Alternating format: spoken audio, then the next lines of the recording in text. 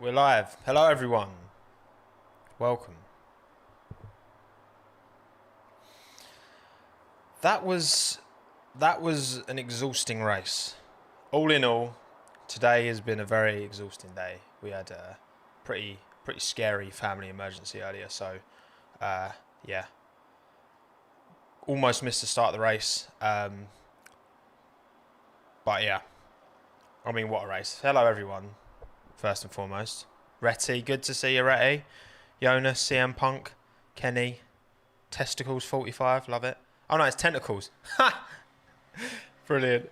Winchy, Nathalot, Leo, Bongani, Casper, Maxi, Formula Amelia, Taylor, as always, Pedro, Penguin, Louis, Eris, Brian, Lena, Alvi. Good to see everyone. Thank you for tuning in. Obviously, yeah, I typically bring these on Monday, but with what's happened, I wasn't working today. I would usually be working on Sundays, but I didn't today. I'll be working tomorrow instead, so I'm bringing this tonight. Well, look, a lot of love in the chat already for Albon. We'll get onto that in a minute. Obviously, you'll know my feelings about Alex Albon.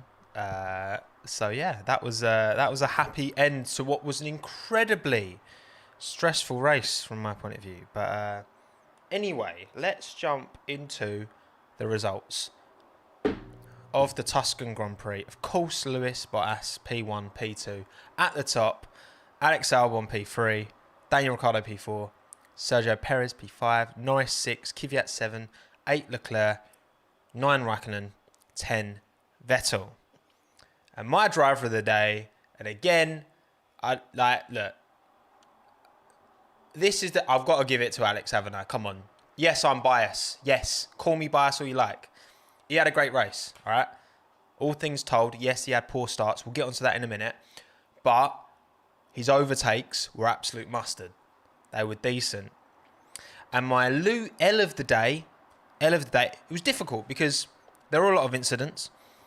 I didn't see many bad drives out there, and I put Esteban Ocon more, to be fair, based on his qualifying, because I didn't see any particularly bad performances, to be honest, and he made a big mistake.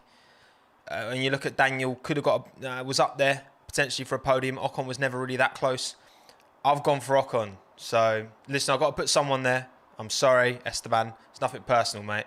But yeah, that's kind of my thoughts in terms of the race results. And as for the rest of the field, we had Georgie Boy P11, so close to points, yet so far.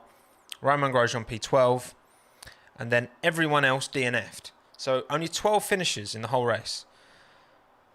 Only 2 drivers didn't finish with points, and one of them was George Russell.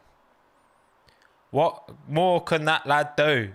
He was so close. Well, at one point he was very close. In the end, he actually wasn't. But anyway, whatever. Let's talk about the race. What do we think first and foremost? Like, there was a lot of talk about Mugello. People were concerned that it wasn't going to be that interesting. I love Mugello as a track to race on. It was one of my favourite tracks to race on back in the Forza days, and I think it's an amazing circuit. Obviously, part of it's the free restarts, but how knackered Lewis was after when he was getting out of his car. That is an extremely physically demanding circuit. And I think that's something that deserves recognition in its own right about a circuit. Yes, we don't, but I don't know, when you know that the drivers are pushing, 5G consistently around these, like, I find that impressive. I think the spectacle of that adds to the racing, right? Compared to a track that doesn't have that same physical aspect to it. But yeah, man, I thought all in all, Mugello was a pretty decent one. Like you say, Darren Stanford, people jinxed Mugello indeed. People weren't talking overly fondly about Mugello. People were quite pessimistic about it. Obviously, we've got Sochi the weekend after next, so probably back to normal from there. But I hope, again, let's all just jinx Sochi. Let's say Sochi's going to be a terrible race, and fingers crossed, we'll jinx it. But anyway, let's get on to... So I've got the frames on my phone. Screen 1. Which is Charles has a worldie, I've put here. So the start of the race, obviously we know Max had an issue, fell back through. Clearly had an issue because he actually had a really good start, Max. And it was like when he changed up, something in his engine was like, nope. And he just fell back down through the order. You can't blame Max for that. But Charles had a very good start. Obviously he jumped Max. He jumped Alex as well. And actually the first start was Alex's best start. And it was an okay start, but not a great start. He still lost the position to Charles.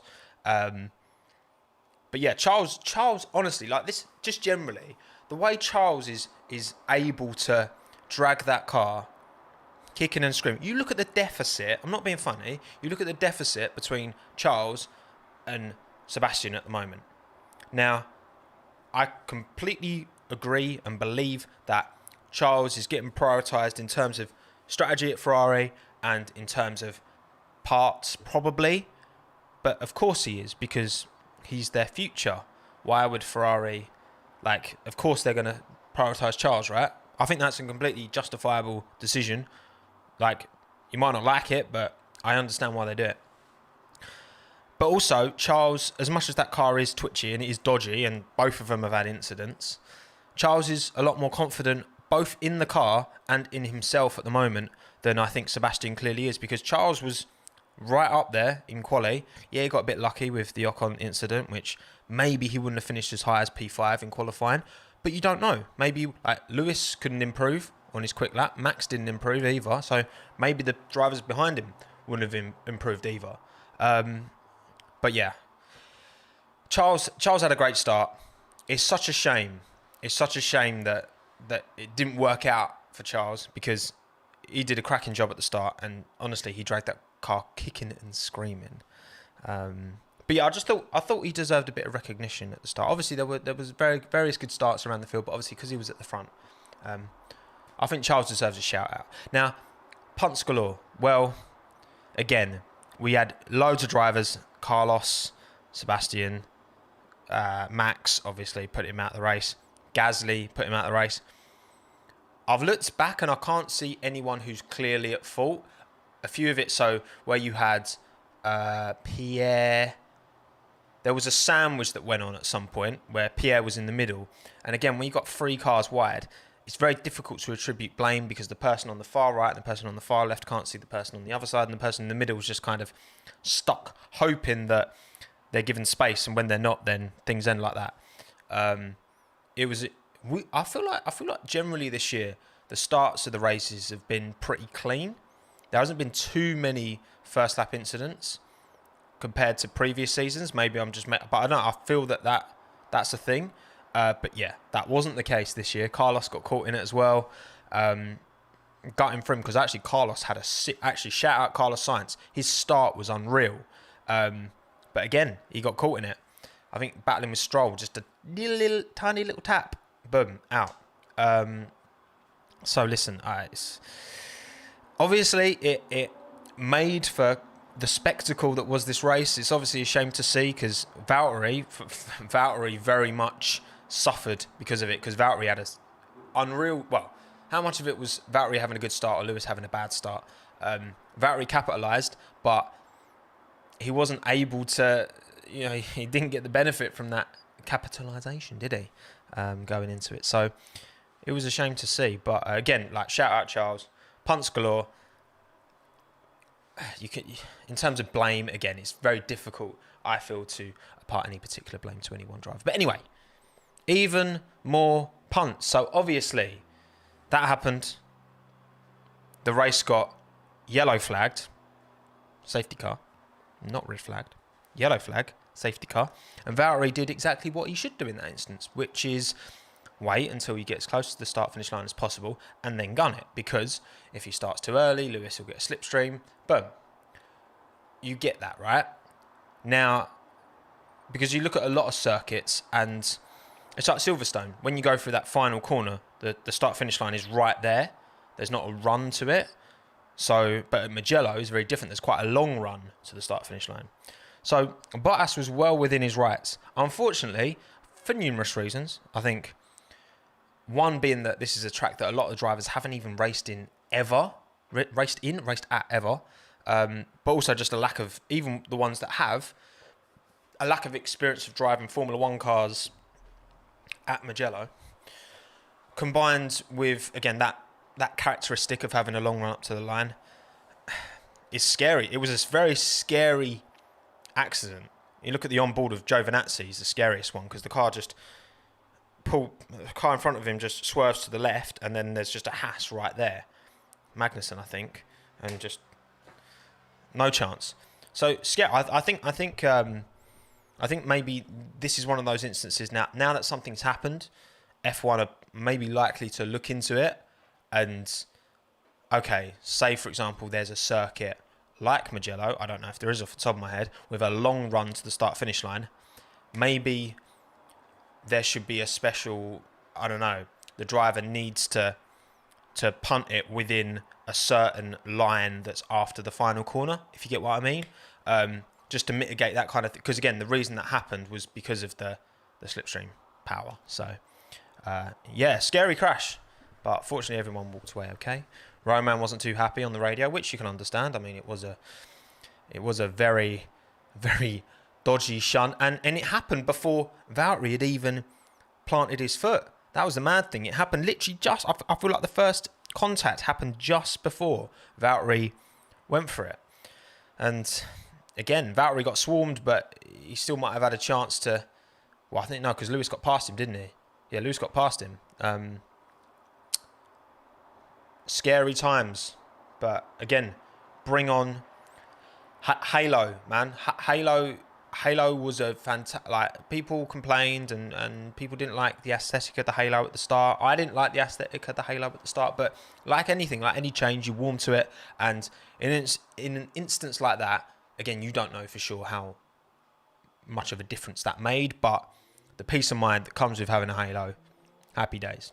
So, anyway, on to screen 4. Again, I'm going to talk a bit about... This was a prime example, right, of Ferrari being able to give Charles a car, because I think Charles is getting everything out of that Ferrari. I think he's really maximising on that package that he's being given, but their race pace was just... dead. Charles was just falling through the field, and it was a real shame, because I do think that Charles is a very, very special driver, and I think he is saving Ferrari a lot of blushes here. I think if there wasn't a driver as good as Charles in that Ferrari, I think they'd be struggling a lot more than they are, and they're struggling anyway. So I do think credit where credit's due to Charles Leclerc, because he's dragging that car kicking and screaming. What's Carlos Sainz thinking? Again, we've mentioned this before.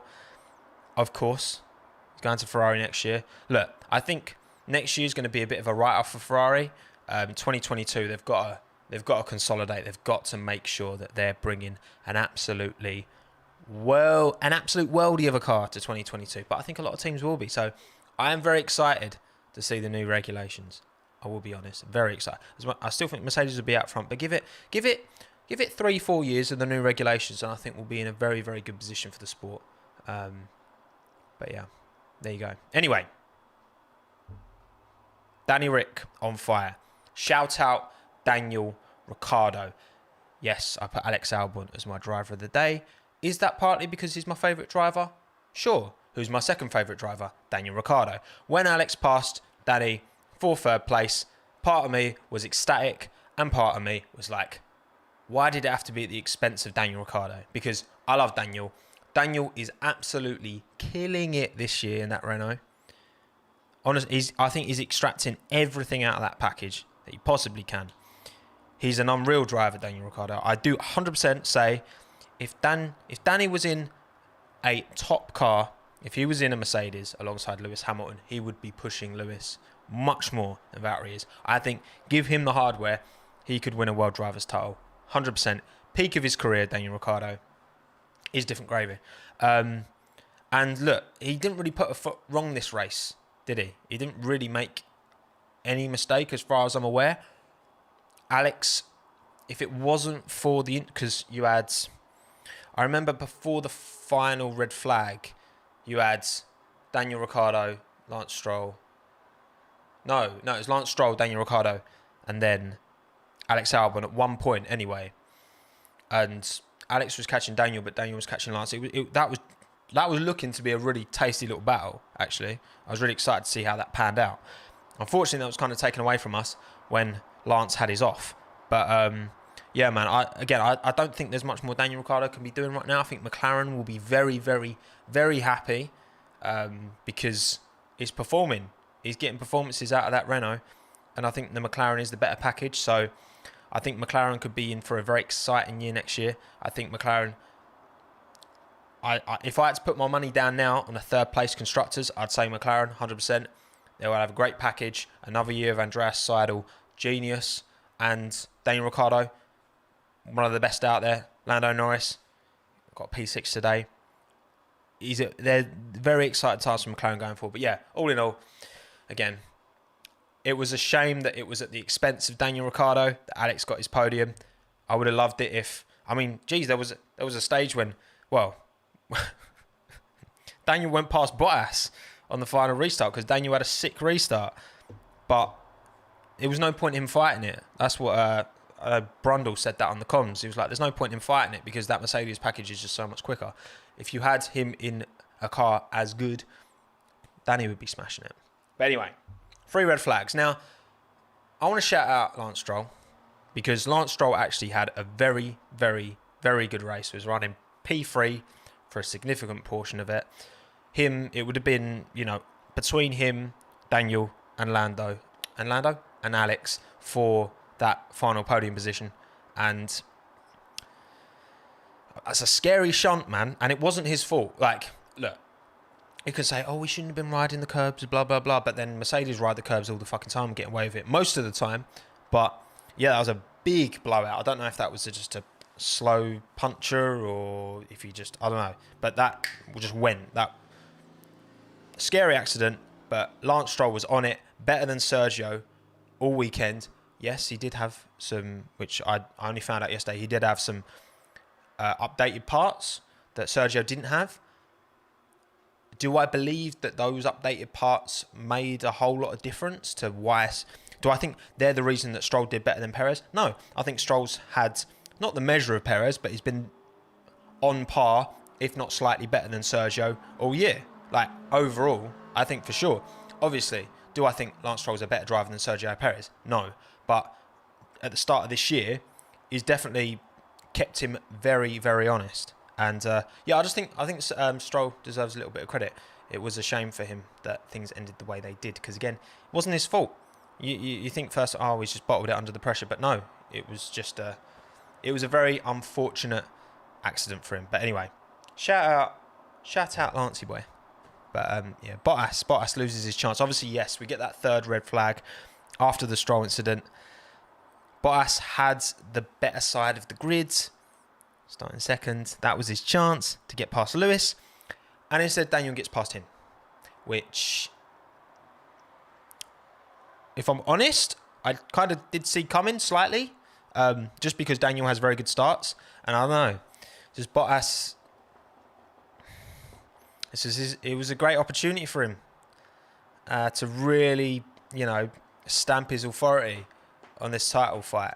Not authority, but again, I think Lewis isn't worried about Valtteri because he just seems to be able to consistently get the measure of him. Yes, if those red flags hadn't come out and Bottas could have just sailed away, but it didn't happen, and you can only adapt with, what you're given. You can only, what's the word? You can only deal the hand that you're given. Something like that, isn't it?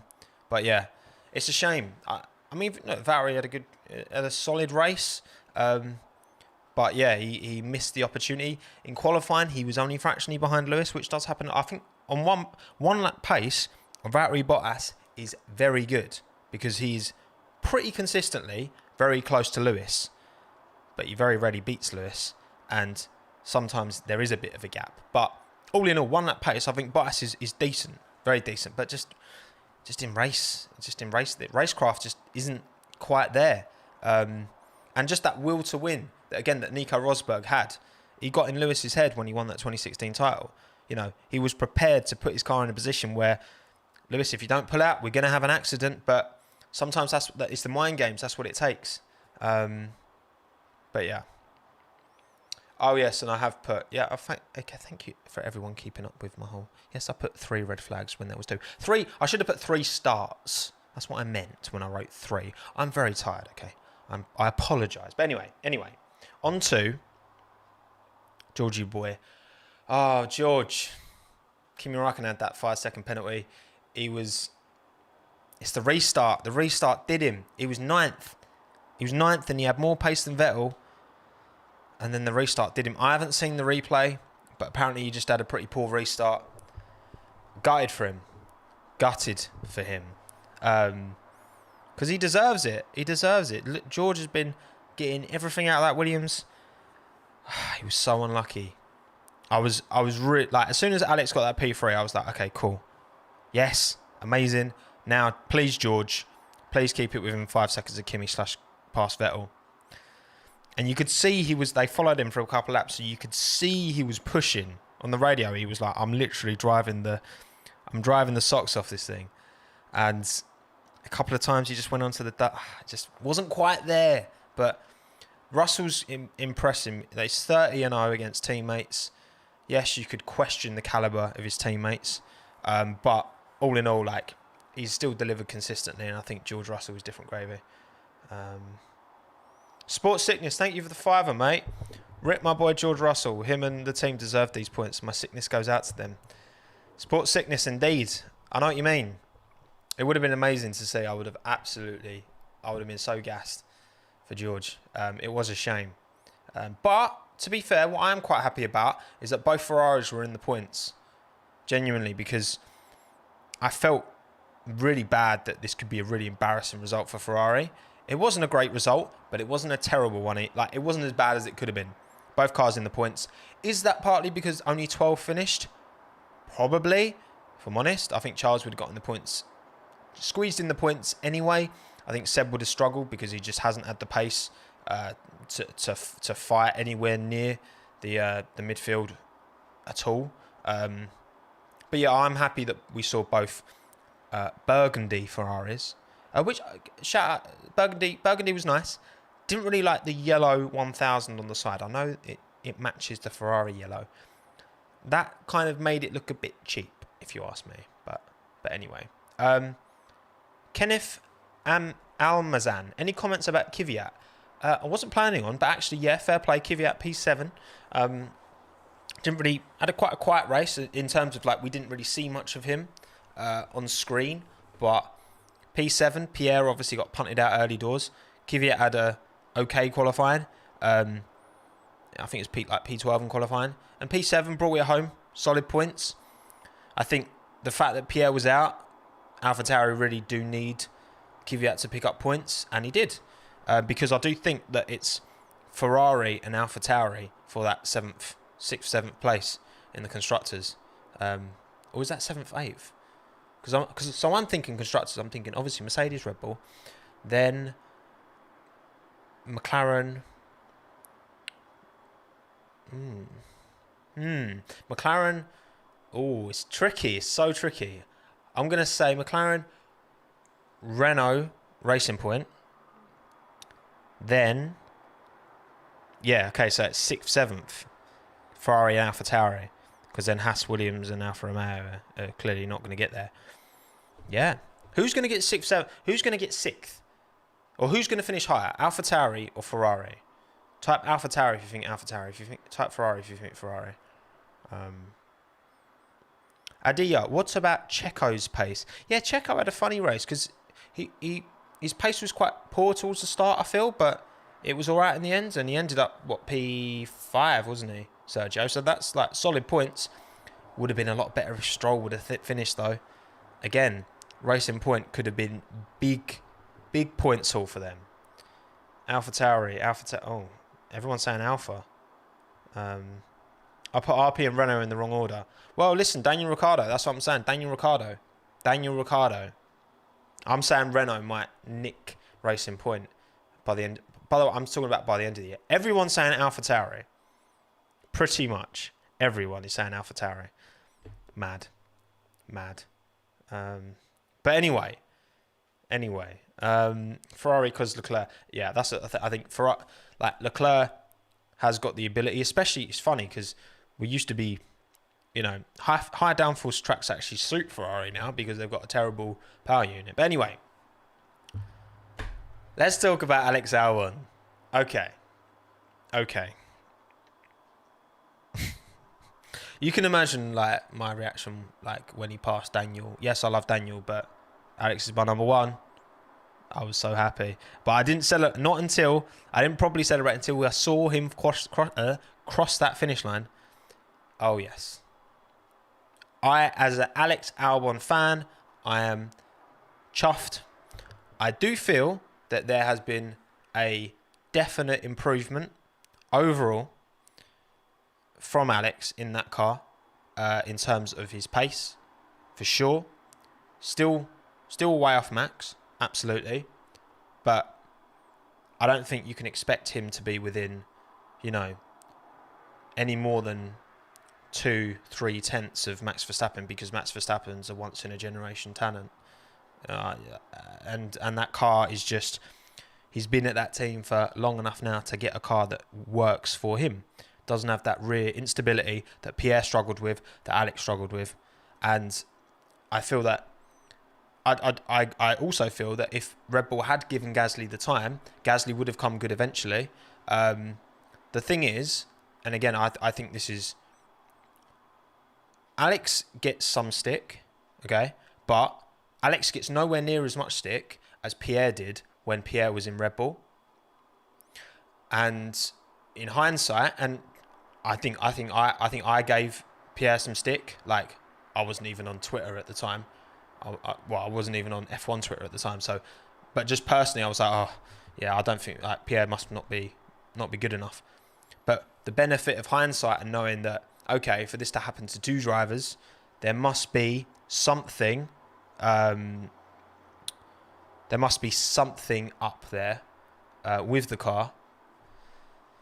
And Pierre's proven that he's not good enough for F1 by any stretch of the imagination. He's still driver of the year for me overall so far.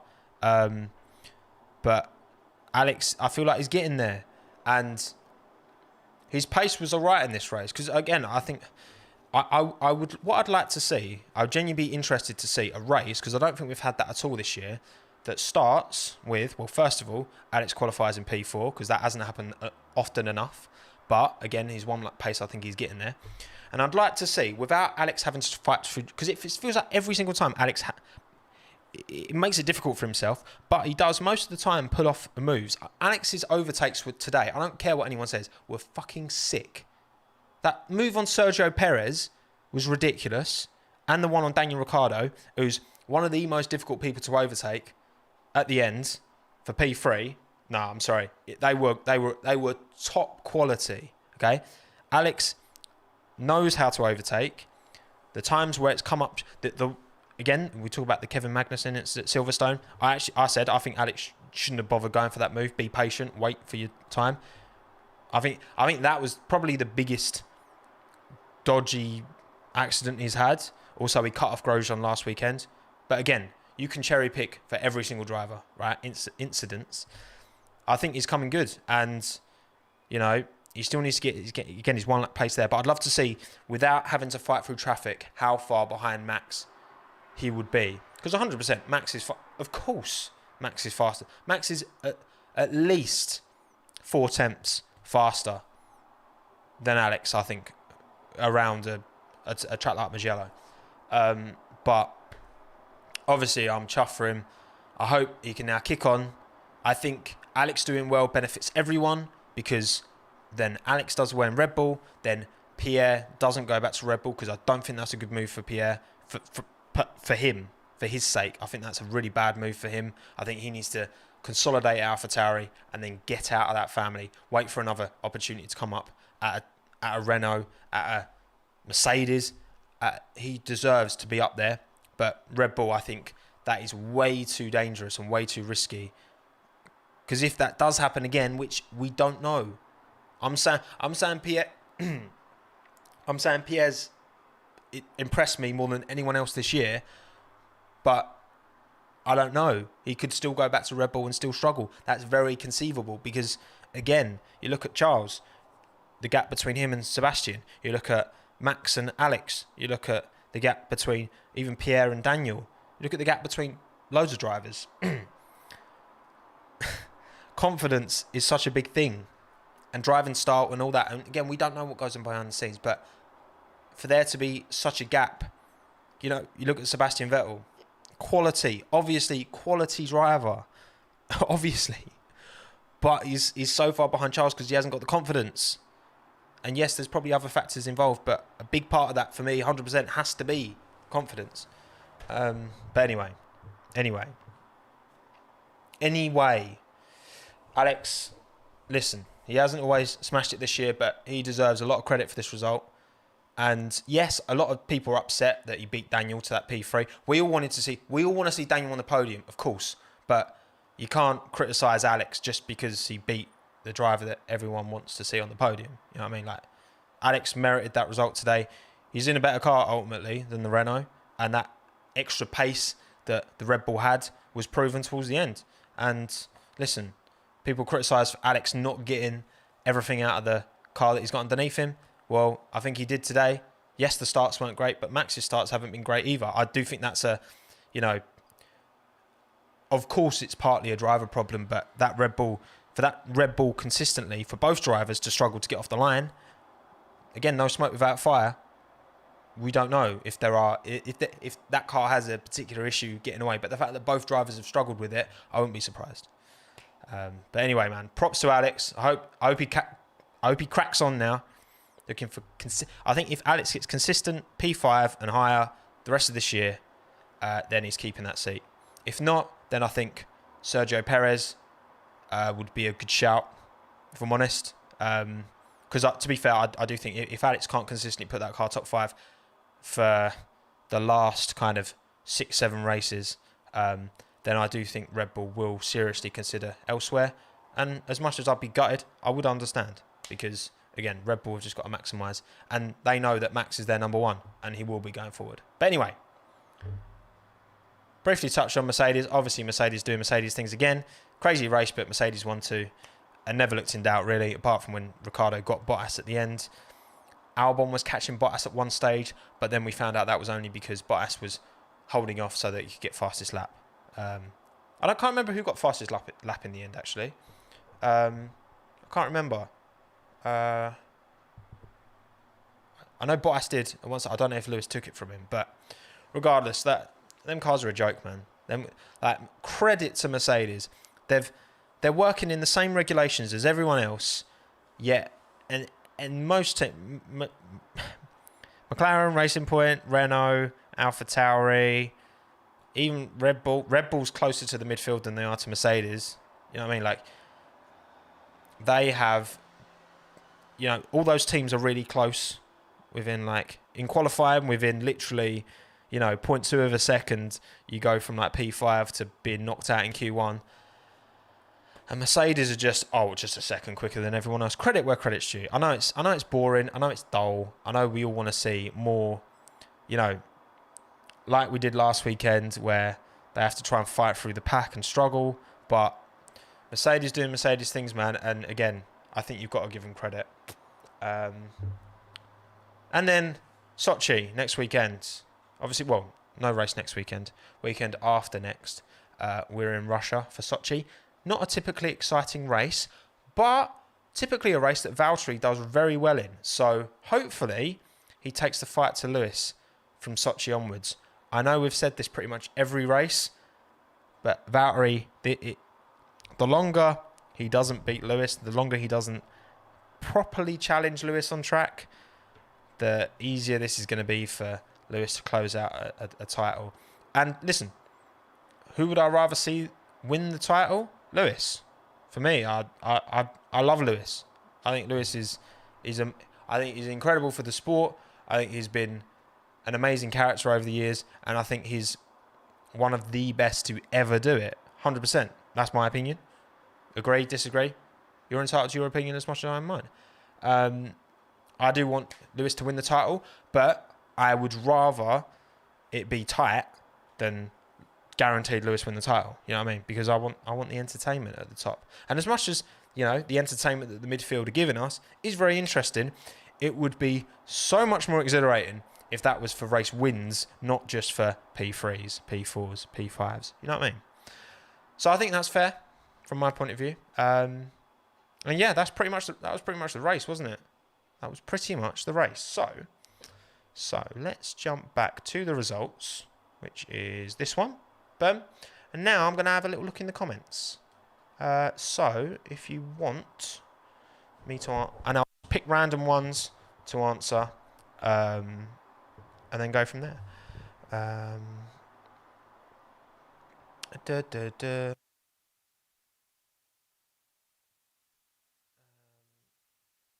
Abby, interesting.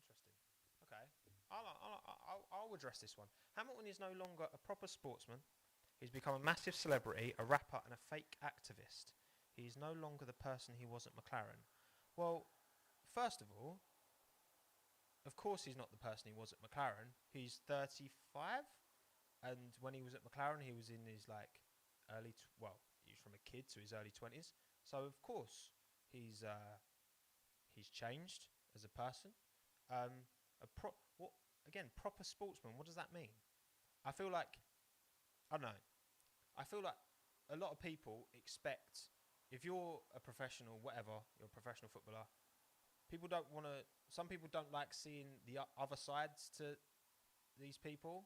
And like, I mean, I'm sorry, I completely disagree with you, Abby. You're entitled to your opinion, but I completely disagree. I think he's done so much for the sport in terms of, the thing is, like, bringing new people in. He's, I think, I wouldn't even say Lewis is a particularly relatable character, but he speaks to a lot of things. He's got things that are important to him and he's passionate about, and he's using his platform to speak about those things. And you know what? Like, credit to him. I don't necessarily agree with every political statement that not just him, just any sports person puts out, but I haven't got a problem with people using their platform to, you know, to put a message out there. I personally don't take an issue with it. And so what if he wants to do a bit of rap or talk about and again, I know that people, I feel like I'm better placed to talk about the whole like environmentalism stuff, because I'm really interested in all that. And I understand that some people look at Lewis talking about saving the planet and think you're a hypocrite. I understand why people could, because he races a racing car, because he doesn't have a yacht, but like his environmental footprint's going to be more than the average person, right? But again, it's like his platform. He can do more good by promoting a positive message to the millions of people watching, and encourage all of those millions of people to make a difference in their own way than one person can by just not having that platform and just changing their attitude. You know what I mean? So as much as it can come across hypocritical, and I understand on face value why people might see it that way, actually when you look at the amount of change, if you could measure the amount of positive change amongst not just Formula One fans, well, particularly Formula One fans, but the wider world, the amount of positive change that he has encouraged, if you could measure that, which is impossible to, but I feel 100%, if you could measure that, it would far outweigh the amount of his environmental footprint massively. It would massively outweigh. So the overall output is positive. That's my opinion. That's my views. But anyway, we'll move on to a more racing-related question. Mike is dead. Mike is not dead. Is it? Actually, no, it has gone a bit dead.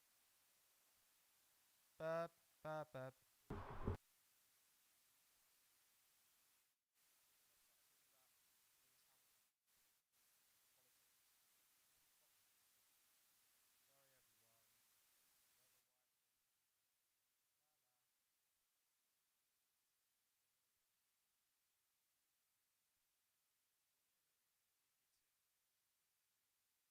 What's this? Hello. There we go. There we go. Right, that looks better. Okay, cool. Sorry, we're good. I don't know what happened there. The microphone just seemed to go really quiet for some reason. Mike is dead. All right. Oh, bloody hell. Bloody hell. I am sweating. This light is really hot. So I'm just gonna scroll up. No, Tomo, you will not have the mic. Anyway, any more questions, anyone? Any more wanting of my Jesus, my ears? Yeah, sorry, I just turned it up so you can hear it again. Do I see Hulkenberg returning from Yoda Wes 1094?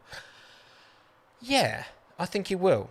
I think there's a lot of seats that are up for grabs next year, and I think there's a lot of teams that would want to build a 2021 partnership that they want to take into the new regulations.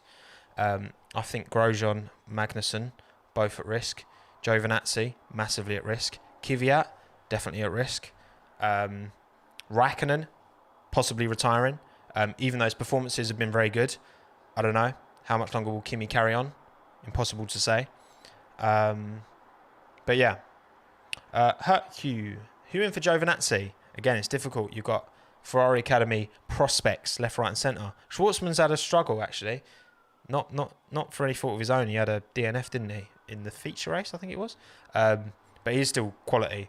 Ilot's pick of the bunch, though, isn't he? It's got to be Ilot. So I think I'm going to say Callum Ilott. Do you think Yuki should get a seat next year? Well, if he can get the super license points, his performances have been good. He had a pretty poor weekend this weekend. So it's difficult. I think if he gets the super license points, I definitely think AlphaTauri will give him a shot in that seat instead of Daniel Kvyat if he can get the points. Again, difficult weekend this weekend, but I hope that he can move on. 2 Ferrari in top 10, is it good? I think considering where they are at the minute, I think they've got to take what they can get, Ferrari. And yeah, I think all in all, Ferrari, if you said last year, would Ferrari be happy with 9th and 10th? You'd say no. This year, I think that's about right, if I'm honest. What about Mick? I think Ilot's better than Mick, but Mick will definitely be in F1 next year. Maybe at Haas. Maybe. Nah. There's no way a team like Haas or Alfa Romeo are going with 2 rookies. Surely not. Surely not. Surely they need one driver who's got experience. Surely. But I do think Mick and Callum both deserve seats. Schwartzman also deserves a seat. It's very difficult. One of them's going to have to miss out at least. Will Van Dorn return? Stoff's great. Stoff's quality. But I don't know. I feel like he's. I don't actually follow Formula E, so I don't know how well he's doing in Formula E. But I think Formula E is a good bet long term for him. Keeps him, and that Formula E will only. I think Formula E's F1's up here. Formula E's here, but I think F1's going to keep growing, but FE will grow quicker. If you know what I mean. So I think long term, FE is a good spot to be in. To be fair, Ricciardo for podium this season with Renault. I hope so, Brian. I hope so. I think you'd have to rely on a bit of luck.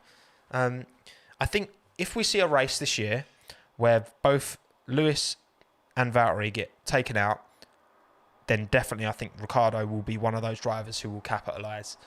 But it's going to have to rely on that because Lewis, Valtteri and Max are just too quick. And as Alex gets more comfortable with that Red Bull, he's going to become an increasingly difficult hurdle to overcome because that Red Bull is a quicker car.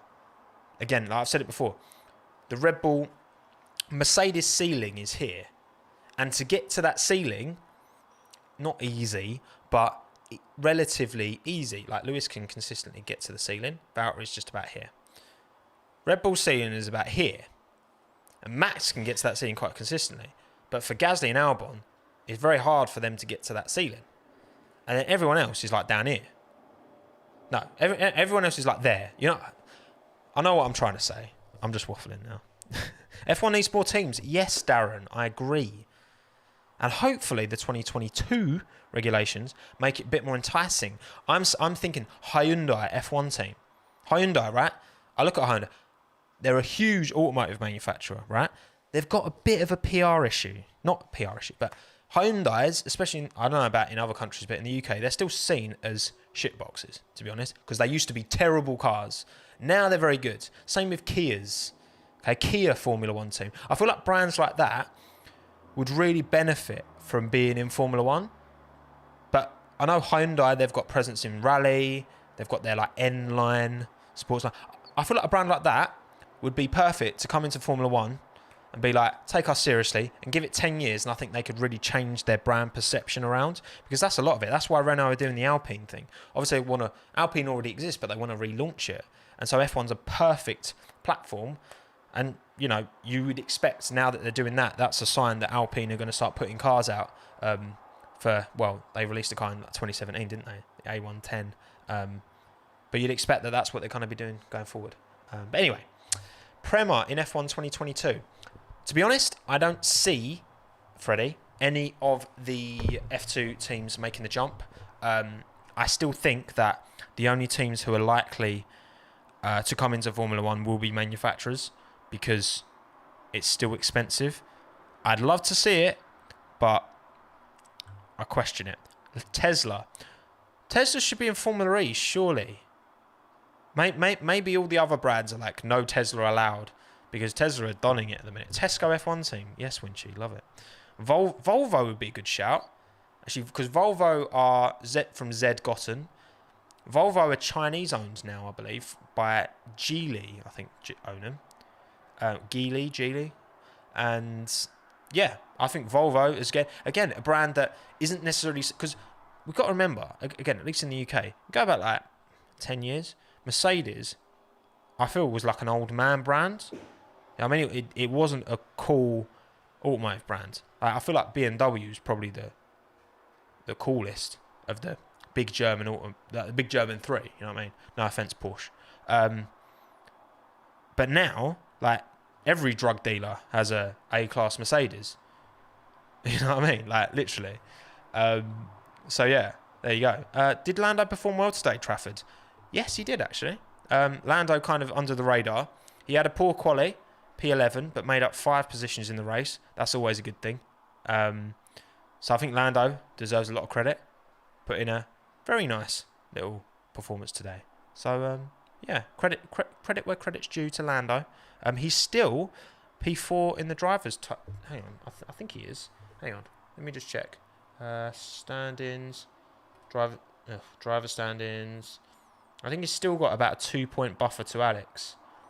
Yeah, so okay. So Lewis is on 190. Valtteri's on 135. Max is on 110. Whoa. Those 2 DNFs have really hurt Max in his pursuit of Valtteri, haven't they? Harsh. Lando 65, Alex 63, Lance Stroll 57, Daniel Ricciardo 53. So there you go. Sergio's only on 44, but then he missed 2 races with COVID, and then Nico picked up 6 points for those races. So I can't believe today was Kimi's first point score of the season. Mad. But anyway, S1M4. Oh, Skoda. Yes, Skoda would also be a good shout. I don't know if... I feel like, because you don't really see... I don't know. I'm sure Skoda have like a fast version of the car. But I don't... I feel like Hyundai would be a good match. It's just Hyundai. They're always sitting in there. Always sitting up there. Volkswagen F1 team with an Audi engine. Well, unfortunately, David, Volkswagen have already said they're not going to get involved into any more internal combustion motorsport from here on in. Hence why Audi are pulling out of DTM, because they own Audi. So sad times. Sarah, Tomo, do you think Alex or Lando will get P4? I think Alex will. Again, as he gets more comfortable with that car, he will be able to extract and get closer to that Red Bull car ceiling, and then get more consistent with like P4s and that. Chevrolet, yeah, Chevrolet would be cool. Porsche, but anyway, right. Oh, who was at fault for the big crash, Trafford? To be honest, I don't know. I really don't know. Also, actually, did anyone else see? I saw an article today. Hang on, let me try and find it, and I'll put a screen share. Big news. This is actually. Here we go. Planet F1. Right, let's see if my screen share is working. There we go. Agree and proceed. Right. INEOS makes 700 million bid for majority Mercedes stake. Ignore the Kellogg's advert. Oh, just go away. Right. INEOS. Here we go. Let's zoom in. Right. Again, this is a Daily Mail report, so you know, probably bullshit. But INEOS could move from team sponsor to team owner, with the Daily Mail reporting that the company is close to signing a £700 million pounds to buy the Mercedes F1 team. Earlier this year, INEOS, one of the world's largest chemical producers, teamed up with Mercedes. At the time, INEOS owner Jim Ratcliffe, partnership, blah, blah, blah, worth 100 million to the team. Could become ownership. Yeah. I mean, 70% stake in the German team. It will be known as Mercedes. It will not be known as Mercedes anymore, and Toto Wolff, the team principal, will no longer be in charge. Again, this is all Daily Mail, okay? Chat. Do I think this is true? Stranger things have happened. What would it be called? The INEOS F1 team? That would just... No, sure, come on. Because we've heard for ages about Mercedes potentially getting out, but I don't know. That seems like a stretch. But listen, this is what people are printing, so maybe it's true. Who knows? But anyway, it is Daily Mail, so I would take that with a pinch of salt. If you don't know who the Daily Mail are, they're generally a pretty scummy newspaper, if you ask me. But anyway, Toto to Aston. I mean, maybe the stars will align. He does have shares in Aston. I actually have shares in Aston now. I after the Vettel spike, and then obviously after a spike it always goes down, and then I bought some shares in Aston. So actually, let's see how much I've... See what percentage I'm up on my Aston Martin shares. I didn't buy many. I'm 2.86% up on my Aston Martin shares. There you go. Okay. Actually, I'll do one more question. Sean, why is F2 more interesting than Formula 1? Because it's a spec series, and ultimately that means closer racing. And most motorsports are spec series, hence why most motorsports are much closer than F1. But part of F1's appeal is that it's much more of a team sport than I feel any other motorsport is, because there is way more, like, the driver's only doing 50% of the work, like literally, because you're so reliant on having a team that's producing a good car. And obviously, over the history of the sport, that's always been a thing. Do I think F1 should be a spec series? No. Do I think regulations can come in to try and tighten it up and bring that extreme parity between Mercedes and Williams or Ferrari together and make it, rather than that, it's like that? Yes, I think that's a good thing, because again, there can always be surprises. Anyway, I'll do a couple more questions. McLaren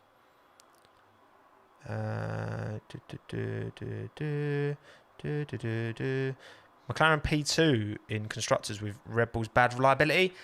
I don't think so. I think that's I think that's too big of a gap. I think Red Bull are comfortable now. Thoughts on Lundgaard? Lundgaard's a very talented driver. Okay, he's a very, very, very talented driver, Christian Lundgaard. He's definitely going to be, I feel like, when Alonso moves on, I feel, okay, we'll get a couple of years out of Alonso. Ocon, for me, has slightly... There was a lot of hype with Ocon, and I do think it's his first season back. I think he definitely needs to be given a lot more time, and I hope he comes good. But if he doesn't, Renault 2022, Gasly and Lundgaard. That would be a naughty... Sorry, Alpine 2022. That was decent. That was decent. Sargent to F2 next year. I hope so. Yeah, Sargent had a... He got... Did he get punted out? I can't even remember. Oh, thank you, Bidoff Games, for the $2, buddy. Wasn't there a rumour of Team Penske joining F1? I'm not sure. I'm not aware of that rumor, but that would be sick. I'd love to see more American, Chip Ganassi Formula One racing. Would be sick. I'd love that. That would be amazing. But yeah, that's what. Yeah, more the merrier. You know what I mean? As long as they're. Again, I was reading an article. Hang on, let me find. There was another article. Hang on, let me try and find it. Here we go. Yep, I remember the title. Let's go back to screen share. What do we think of this one? Okay. 1 second. So this is with the new regulations. Okay, 145 million buying clause, and I actually haven't properly read this article. So screen share. Boom. Okay. $200 million charge for new teams to stop random entries like USF1. This was posted yesterday on Race Fans. Formula One teams will charge new teams $200 million to enter the sport to stop failed championship entries like USF1 in 2010, according to McLaren team principal Zach Brown. Formula One teams will charge new teams. Surely it's Formula One themselves. Interesting. The proceeds from the new anti-dilution fee, which was first revealed by Race Fans, blah, blah, blah, will be shared between existing teams. What that $200 million is intended to do is to protect the value of the existing teams, Brown explained. He said the recent sale of Williams to De Wilson showed the importance of ensuring existing teams have value.